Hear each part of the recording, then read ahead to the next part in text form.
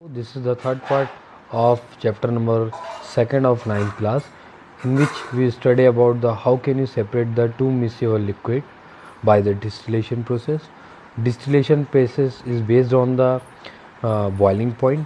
When a solution of mixture of two liquid, they have the nearer boiling point. For example, look at the screen. Water, alcohol and ether. Water boiling point 100 degrees Celsius, alcohol boiling point 110 degrees Celsius, ether boiling point 130 degrees Celsius. And if we take the solution of water and alcohol, you will see water boil at first because the temperature is 100 degrees Celsius, then after alcohol. Similarly, if we take the solution of alcohol and ether, we can separate alcohol at the 110 degrees Celsius.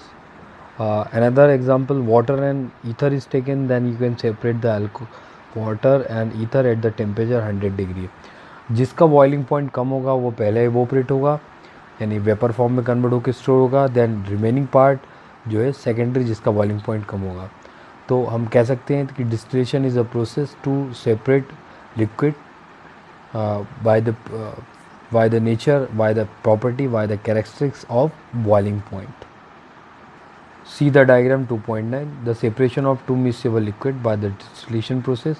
देखिए इसमें round bottom long neck flask है, in which the solution is filled या mixture is filled of two different liquid.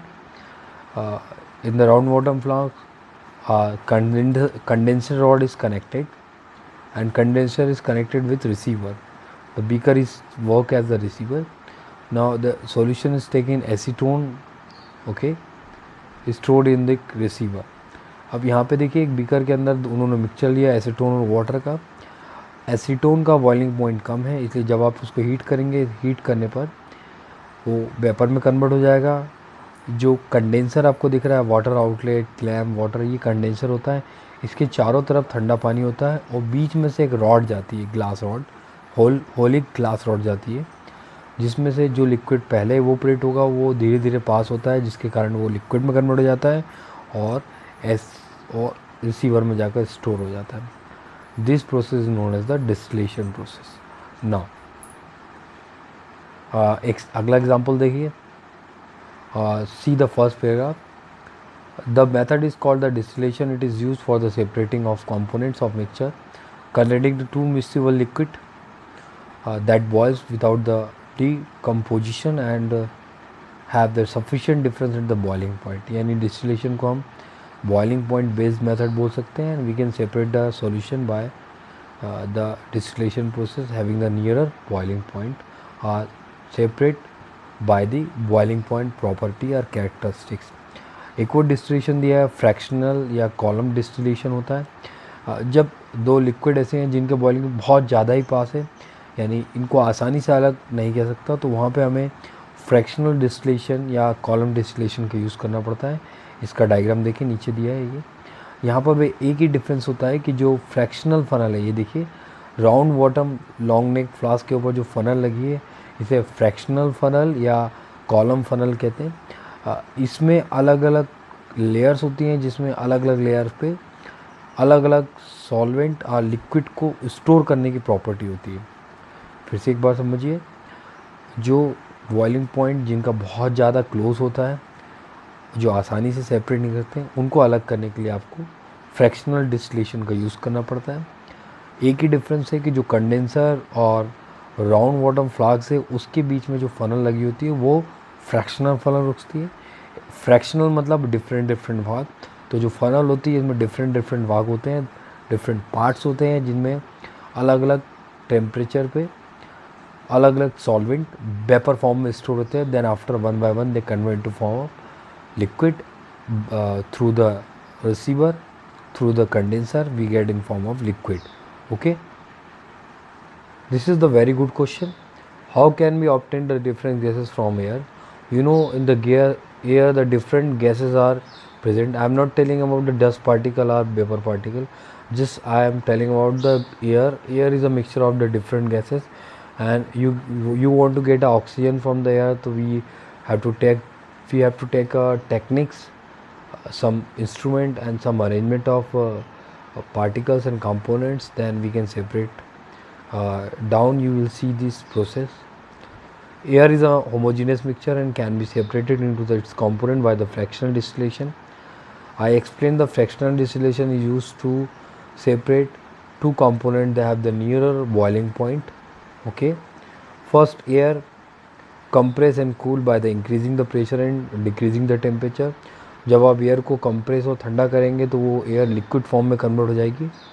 Then liquid allow the warm up. फिर दोबारा जब liquid को warm up करेंगे slowly तो उसके अंदर फ्रैक्शनल हो जाएगा, यानी कंपोनेंट अपने अपने टेम्परेचर पे गैसेस फॉर्म में कन्वर्ट हो जाएंगे. उनको अलग अलग अपन स्टोर कर सकते हैं.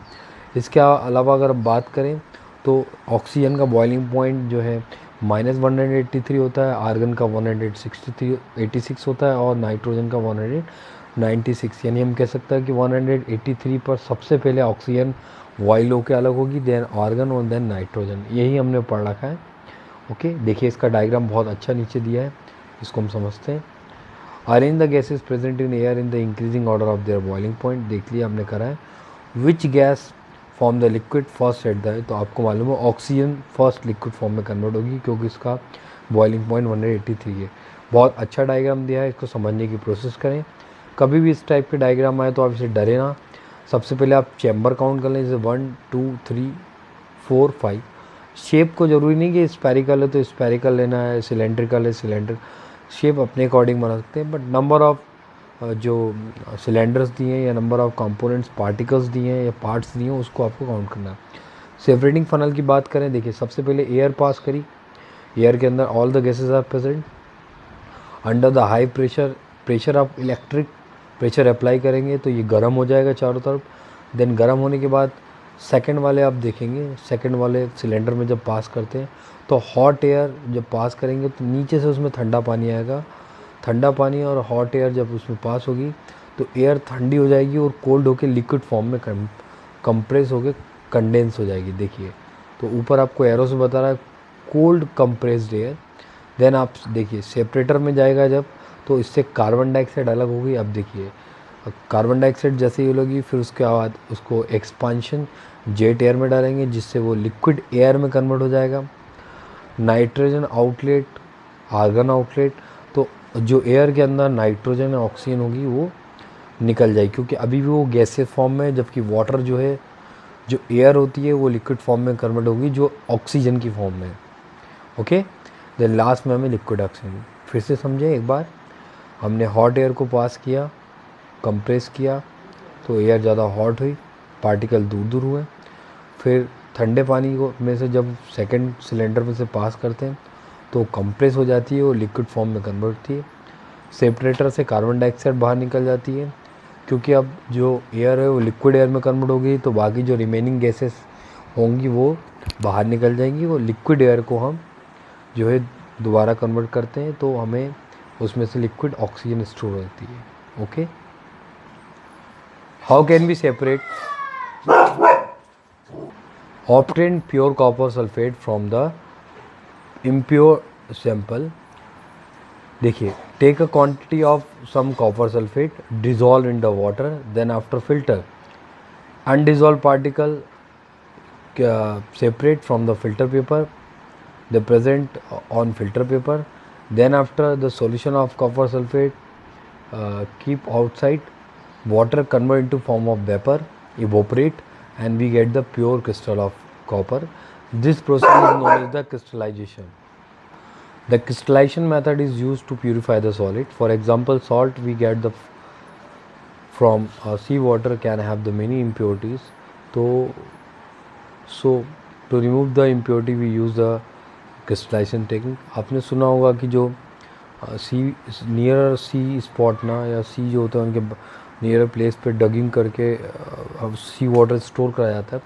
कम्प्लीटली सी वाटर स्टोर करने के बाद इवोपरेट हो जाता है तो we get the crystal of the sodium chloride and salt crystal. Crystallisation technique को इवोपरेशन टेक्निक से ज़्यादा बेटर माना जाता है बिकॉज इनमें जो है इम्प्योरिटी को आसानी से रिमूव कर सकते. देखिए, crystallisation technique is better than the simple evaporation technique. क्यों? द सम सॉलिड्स डिकम्पोज और some like sugar may get the cheered on heating to dryness. Some impurity may be remain dissolved in the solution even after the filtration. On the evaporating, this contaminated the solid. Evaporation में generally water evaporate हो जाएगा, फिर भी जो impurity undissolved रहती है वो तो बच जाती है। जबकि हम क्रिस्टलाइजेशन करेंगे तो जब हम सॉल्यूशन को फिल्टर करते हैं तो जो अनडिजॉल्व प्रॉपर्टी है वो फिल्टर हो जाती है और डिजॉल्व सॉल्यूशन में से वाटर इवोपरेट हो जाएगा, तो प्योर हमें कंपोनेंट जो है प्योर फॉर्म में मिलेगा। तो हम कह सकते हैं कि क्रिस्टलाइजेशन जो फिल्टर प्रोसेस है उसके कारण जो क्रिस्टल मिलते हैं वो हमें ज़्यादा प्योर और बेटर फॉर्म में मिलते हैं। Application, purification of salt that we get from the sea water, separation of crystal of alum from the impure sample, है ना, जिसको हम फिटकरी बोल सकते हैं। तो we get the pure crystal, we get separate out the impurity from the crystal. Okay, now in this diagram we see the technique plan to purify the drinking water. देखिए फर्स्ट जो है रिसर्वाइवर दिया है, in reservoir the water is stored, then after send to the sedimentation tank. Sedimentation tank means हम बोल सकते हैं कि जिसमें वाटर के अंदर जो इम्प्योरिटीज़ होती है, जो भारी इम्प्योरिटीज़ होती है वो नीचे सेटल हो जाती हैं। फिर देन और जो लाइटर वाटर होता है जिसमें पार्टिकल्स कम होते हैं, फिर आगे उसे लोडिंग टैंक में भेजता है। यहाँ भी सेडिमेंटेशन ही होता है, बट जो इम्प्योरिटीज़ होती है उसे सेडिमेंट करा जाता है। फिर उसमें से भी जो वाटर लाइटर होता है, वाटर नेक्स्ट जो है फिल्टर टैंक में रहता है। फिल्टर टैंक में डिफरेंट साइज़ के स्टोन्स होते हैं। सबसे ऊपर फाइन स्टोन होते हैं, जैसे वाटर में जो बड़े बड़े पार्टिकल्स होते हैं वो स्टोर हो जाते हैं, देन छोटे, देन अगेन।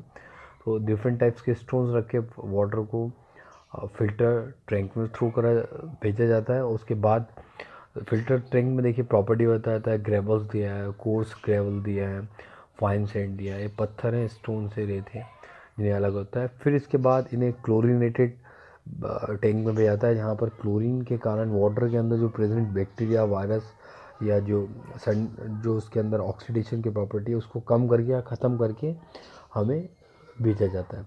इस तरीके से हम समझें तो बताएं तो इसमें 5 टैंक्स यूज़ करे गए, reservoir, sedimentation tank, then loading tank, filter tank और क्लोरीनेटेड टैंक होता है। Okay, some questions are given. We have discussed the concept related to this question. I think you read now, you understand the concept. First question, how will you separate a mixture containing the kerosene and petrol? So you understand that they are the solution and miscible. So we use the distillation process. Name the techniques to separate water from bird: centrifugation, salt from seawater, crystallization or evaporation. Camphor from salt, you can say you can say that the direct process change from solid to gas and gas to solid. Sublimation process, mixture type of solutions are separated by the techniques the crystallization. Filtration is used and to separate those solutions have containing the impurity. Miscible solutions containing the impurity can be used to separate by the filtration or crystallization process. Okay, physical and chemical change. In the previous classes and previous lecture I have discussed the physical change and chemical change. Physical change मतलब physical change are those change they are the reversible and visible. They easily, no conditions are required to change from one state to another state. But the chemical change is phenomena due to some chemical reaction. In the physical change, the components before and after the reaction same, but in the chemical change, number of particles more or less than the natural components, so it is irreversible change. Physical change is easily available. You can see, you can observe it change in length, breadth, height, volume, color. But in the chemical change, we cannot see easily the change in size, shape, length, breadth, height. Some chemical reaction between the two particles, between the two components, two atoms. But in the physical change, no observation identify change in chemical parts, chemical atoms, chemical components. Just you can observe the change in length, breadth and height. Okay. Burning of boots, अगर हम देखें किसी burning of boots, burning of paper, burning of any components is a type of chemical change. But physically change in water to vapour, vapour to liquid, camphor to gas, gas to camphor, wax to form of gas, gas to wax. यानी जिस state को हम reactant से product and again product change to reactant form, we can say that's a physical change. If you change the reactant to product but product is not reversible, so you can say the chemical change. Now classify the following as the chemical or physical change. First, cutting of tree. देखिए ये बहुत examples दिए हैं. Cutting of tree, अगर आप पेड़ को cut कर देंगे तो you will see is a physical change, क्योंकि आप ऑब्जर्व कर रहे हैं, but it's not reverse. Sometimes some changes is not reversible, but we can see it's a chemical change or physical change. Melting of water in the pen is a type of physical change. और it applying the, अगर जैसे आपने water को गर्म किया तो ठंडा, गर्म होने पर वो पिघल गया, ठंडा होने पर दोबारा उसी फॉर्म में आ जाएगा. रस्टिंग ऑफ अलमीरा इज़ अ केमिकल चेंज, क्योंकि आयरन पर रस्ट कैसे लगती है you can not observe. Boiling of water to form steam is a physical change because initial state में आ सकता है. Passing of electricity current through the water and the water breaking down into the hydrogen and oxygen, ये एक chemical phenomena है. जब तक electricity pass नहीं होगी, जब तक वाटर डिसोसिएट नहीं होगा. Dissolving the common salt in the water is a physical change because we can obtain the salt after the evaporation.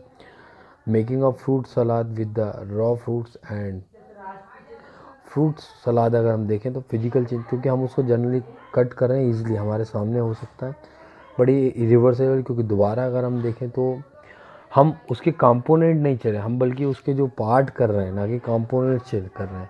एक और चीज़ से आप समझ सकते हैं कि फिजिकल चेंज में अगर कंपोनेंट चेंज हो जाए, कंपोजिनेशन चेंज हो जाए, तो हम उसको बोल सकते हैं कि इज़ अ केमिकल चेंज. अगर चेंज नहीं होता तो फिजिकल है.